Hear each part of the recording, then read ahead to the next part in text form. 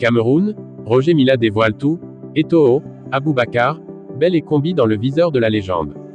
Dans un entretien explosif accordé à Radio Sport Info, la légende du football camerounais, Roger Mila s'est exprimé sans détour sur plusieurs figures emblématiques du football national.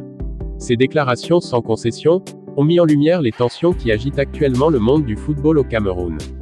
Concernant Samuel Eto'o, actuel président de la Fédération camerounaise de football, FECAFOOT, Mila a appelé à la patience et au soutien. C'est vrai qu'il a son caractère, mais on doit l'accepter comme il est. Il a gagné l'amour des Camerounais sur le terrain. Pourquoi autant d'acharnement? Il faut le laisser travailler. Le champion africain a également interpellé Vincent Aboubakar, capitaine des Lions indomptables, lui rappelant son rôle crucial. Ils sont les patrons de l'équipe, un capitaine doit taper la main sur la table pour dire que ça suffit.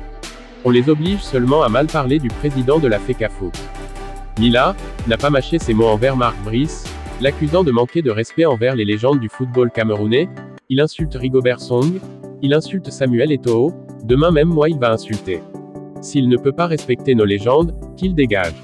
Le ton est monté d'un cran lorsque Mila a évoqué Marc Brice, qualifiant ses méthodes de hors la loi, un entraîneur qui confisque les passeports des joueurs, qui prend les clés du vestiaire est minable. Il doit arrêter ce qu'il fait, le Cameroun n'est pas un petit pays. L'ancien attaquant s'est également adressé à Joseph-Antoine Bell, lui demandant de cesser son acharnement contre Eto'o. J'ai causé avec lui, je pensais qu'il avait compris. Pourquoi il martyrise autant son fils? Il doit arrêter. S'il n'a pas pu être président, il n'a pas à empêcher l'enfant de travailler. Enfin, Mila a taclé violemment Moël Combi dans l'émission Gueule de Sport. C'est dommage, il n'est pas ministre du football. Le discours du président ne disait pas qu'il doit gérer le football. En 2024, un ministre ne peut pas nommer un entraîneur. Ces déclarations fracassantes de Roger Mila mettent en lumière les divisions profondes qui traversent le football camerounais.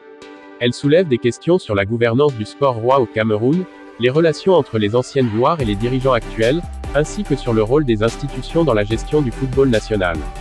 L'intervention de Mila, figure respectée du football africain, pourrait avoir des répercussions importantes sur les débats en cours au sein de la FECAFOOT et plus largement dans le paysage footballistique camerounais. Reste à voir comment les personnes visées par ces critiques réagiront et si ces déclarations conduiront à des changements concrets dans la gestion du football au Cameroun.